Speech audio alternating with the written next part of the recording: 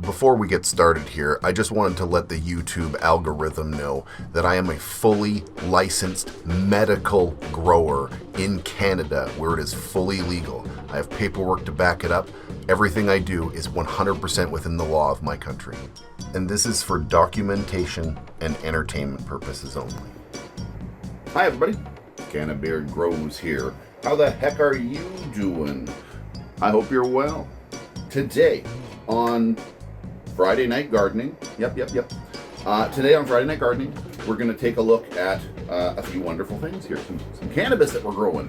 Who would have guessed, right? We're going to start off with the autoflowers. Take a look at what they're doing, and the clones. The clones and the autoflowers have been mixed. I'll explain why here soon.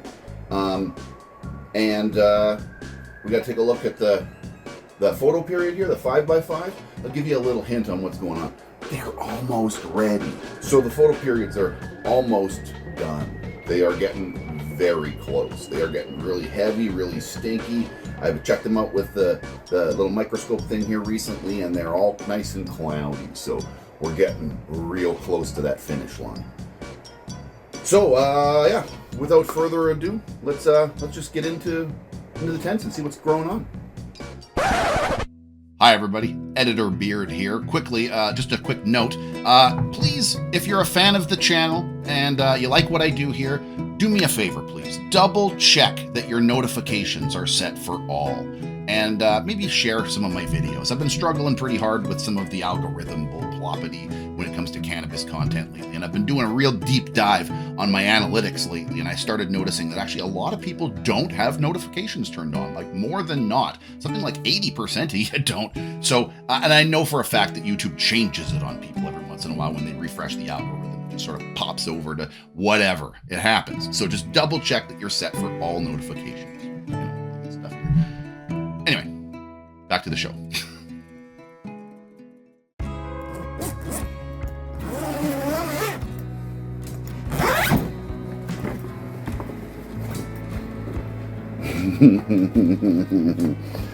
Wow, look at this freaking jungle in here. So it's definitely starting the flower process. You can see it's grouping up, it's doing the things.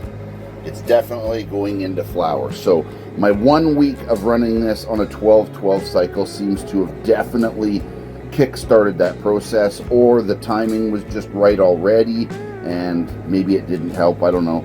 Tell me in the comments below if you think putting this into a 12-12 for 1 week actually did help this flip into flower or not.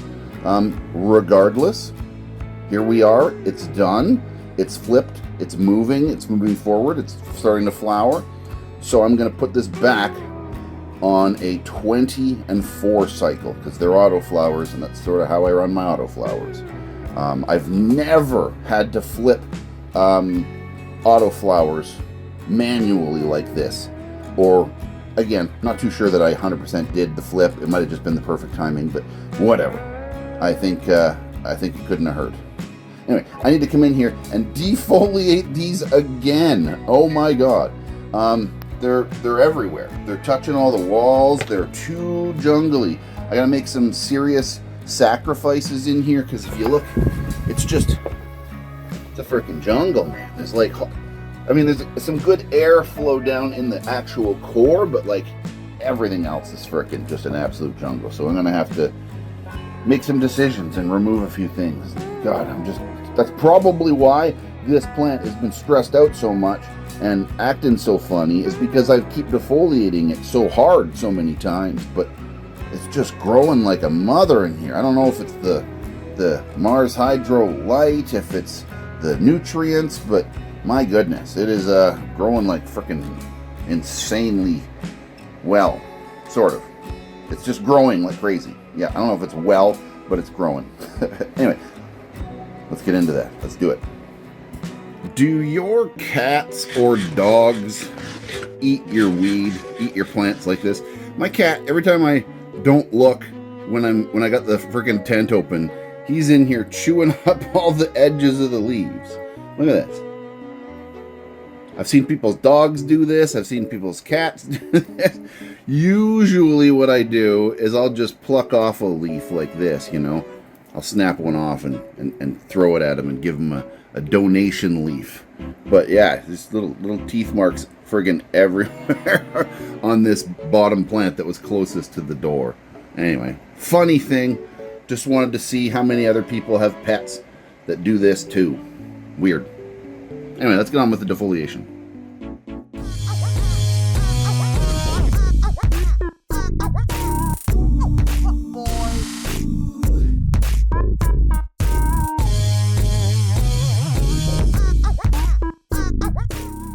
Well, there we go.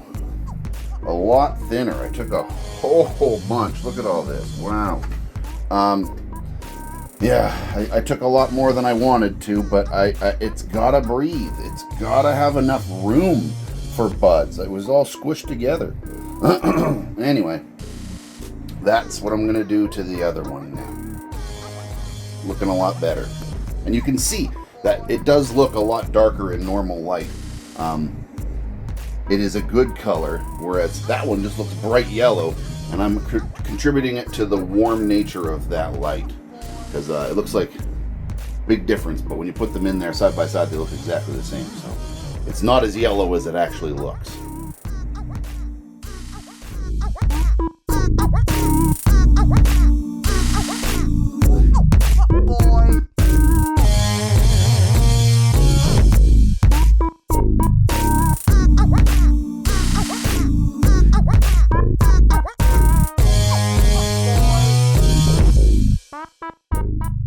And there we go. There's number 2 done.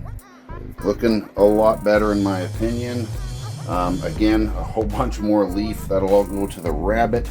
And maybe the chickens, they can probably have some. They don't like it as much, but they do eat it. I do throw it in there and it's gone the next day. So they are chomping on it, but they don't love it. Anyway, I'd say that is perfect. As we move into the flower stage here. Put it back in the tent here. See how much more room we got? Oh yeah. Beautiful, beautiful, beautiful. Much better looking. I actually got to stick these clones all in here somewhere too. So there's that. Yeah, I'll be putting those down in the bottom there. They'll be getting whatever light bleeds through the canopy. They don't need an absolute ton of light because they're been using this little sun blaster here for a while. They're not getting a ton of light right now anyway. We're just trying to push them back into a veg state. And I'm going to be running a 20-hour cycle on this with 4 hours of rest. That's definitely a veg cycle for most plants. But anyway, let's go put those these clones in there. That's the next step. Okie dokie. Here we go. I'm going to push this into that corner as much as possible. And same thing with this one here. There we go. And now I can take all these ladies and just stick them down there sort of in between them. That's kind of a perfect spot if you ask me. Oh, trying to get that not touching the walls as much as possible. It's they're spread open pretty big though, so it's kind of hard to not have them touch some walls, but anyway, let's move on. 3 days later. Okay, the AUTOFLOWERS. Here we are. I did the defoliation and stuff you saw just a moment ago on Monday. Today is Friday morning. And look at these ladies. Absolute bamps. Just full recovery. And they are definitely in a flower state now. They're doing their thing. Right frickin' on. Here we are. It's in flower. It's all good. Also, you might notice the little clones down there. Let's see how they're doing. So, this one in the front here, the bud, is looking a little cranky with the colorization on the leaves there. It looks a little meh. But the rest of it looks pretty good. All this other stuff here is, I don't know, it's alive, I guess. The two bud ones tend to look maybe a little bit better than the two leafy ones. The leaf ones are growing pods on here instead of, I was hoping there was going to be new growth there, but it's growing a freaking pod. Also, I made a little bit of a mistake here. I forgot to flip the 12-12 back to a 20 and 4 cycle that I normally run my photo periods in, or sorry, my autoflowers in, and thus a more veg-friendly light pattern for the clones down there. I forgot to switch it back for like 3 days. So those clones got put from about a 22-hour light to a 12-hour light for 3 days. I hope that didn't, reverse them, re-reverse them back into flower or something. My goodness. As long as they stay alive, they should even out if they're put into a sort of a more normal veg kind of a lighting cycle and stuff, and I'm feeding them veg nutrients and not flower nutrients. They should be all right. They should balance back out here eventually. Fingers crossed. Let me know in the comments below if you got any suggestions or ideas about reversing clones like this, man. I've never reversed clones before. I've never re-vegged like this, so this is all new territory to me. I've done lots of cloning before, but never during flower and had to re-veg it like this. It's bizarre. Anyway, just wanted to show you an update how quickly these things recover. They're looking real good. I don't believe I'm going to have to do much more defoliation ever in these. I might have to go back in through in mid-flower and just pluck a little bit for proper airflow and to make sure that there isn't big things like this covering over a bud site or something like that. But yeah, they're looking pretty darn good. Also, I want to address something here. This light, God bless its soul, or glob bless its soul, this is the MARSHYDRO SP3000. This is the greenhouse edition. I believe they're all kind of the same now. I don't believe they have greenhouse editions anymore. I'm pretty sure that if you bought the SP3000, it's just going to be this model, or a variation of this model. They're very happy with the light. I've been running the light at about between 35 and 45% for the last month or so, honestly. This light is a freaking beast. It's very much too powerful for a 2x4 tent. These things are designed for industrial purposes, for grow operations, not for home use. So this is an absolute beast, and I'm going to have to constantly keep it, sub 50%, pretty much, in a tent this size for sure. But that's okay. They don't have a whole lot of wattage, so it just means I'm using less wattage, less power drain, the better. Anyway, let's get on to the other tent now. Let's go take a look at the 5x5. But before we get any further into the show, I gotta thank the sponsor, MARSHYDRO. Thank you very much, MARSHYDRO. I've been using MARSHYDRO products for a bunch of years now, and I love them, man. The new MARSHYDRO stuff that they've been just coming out here with, all this new smart additions, hubs, controls, the iControl setup. Oh my God, it is so good. I cannot say enough good things about it.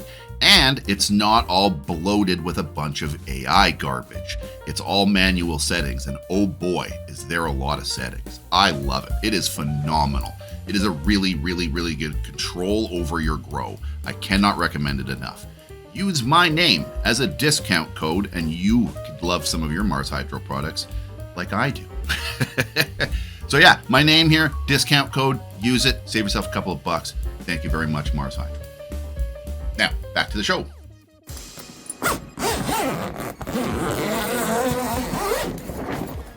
Woo! Holy crap. I gotta turn these things down. Usually when I film, I turn all of this down to about 10%. Oh my goodness. So, what we're working with here today is the FC8000 with the full spectrum add light additions, both top and bottom. This is the Add Light 100 inter canopy or under canopy lighting. I've been rotating the plants a little bit to make sure that everybody gets, all the sides get a little bit of extra from underneath there.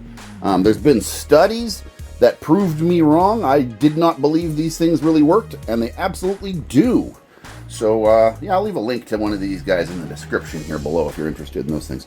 But my God, oh my God, it smells so much in here. I get gassed out when I frickin' open the door. Just look at this. Look. Look. Oh my goodness. So this one right here that I'm looking at first, this is the Cherry Kush CBD. This is a 1-to-1 strain.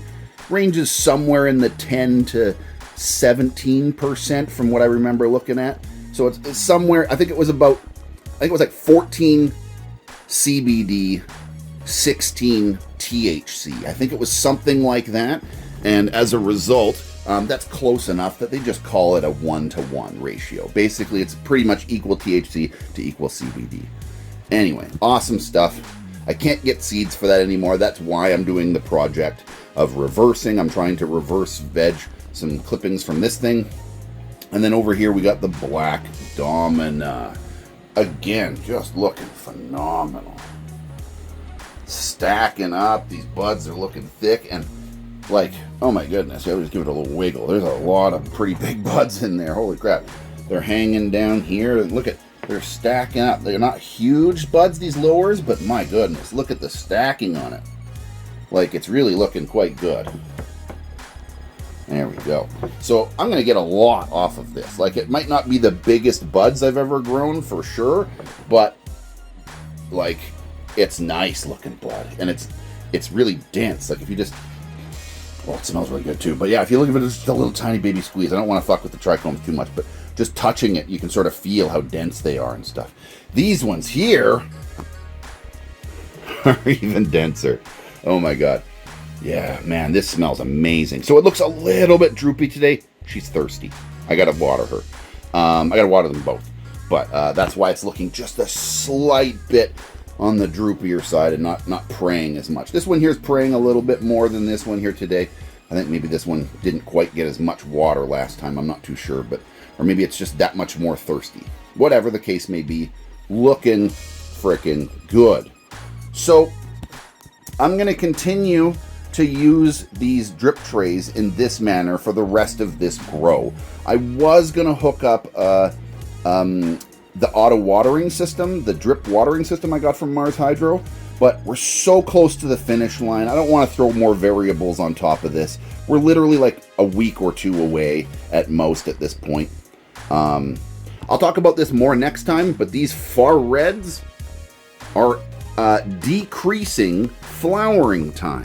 I didn't know that, so thank you very much, Haywood, for letting me know that in the Discord there. And I looked into it a little bit, and yeah, it's true. Deep red shortens flowering cycles. So these were supposed to be ready at the end of February, the end of the month, but I think they might be ready a little sooner. Actually, it was supposed to be, sorry, the end of the month was the earliest one, and the middle of March was the next one. So we had about a week or two between the two difference of when they were supposed to be flowering. But regardless, I think we're cutting that back. I think as of next week, I got to start looking real hard at the trichomes and see where they're at. Yeah, there's that MARSHYDRO fan. Look at that, oscillating. Like I said, whoops. If you know, you know. Anyway, looking freaking phenomenal. That is kind of about it for today, folks. Yeah, that's about it for today. So don't forget to hit that like button and subscribe. Do all that YouTube action. Let me know in the comments below if you like what you see, if you feel I'm doing something wrong, or if you got a better suggestion on something. I'm all ears, man. Yeah. Thanks for hanging out here with me today. As I said, that's about all I got for you today. Every Sunday session on Twitch and YouTube, simultaneously restream cast, so it's on both. You can watch it whichever you prefer. But every Sunday, 12 o'clock noon Pacific Standard Time, me and the wife do a little session thing, a little toki and some coffee and say hi to the community and show off pictures from the Discord and stuff like that. So if you want to get involved in that, join the Discord. Links are below. And post some pictures in the show featured pictures section. And I'll see you on Sunday. Have a good one, everybody.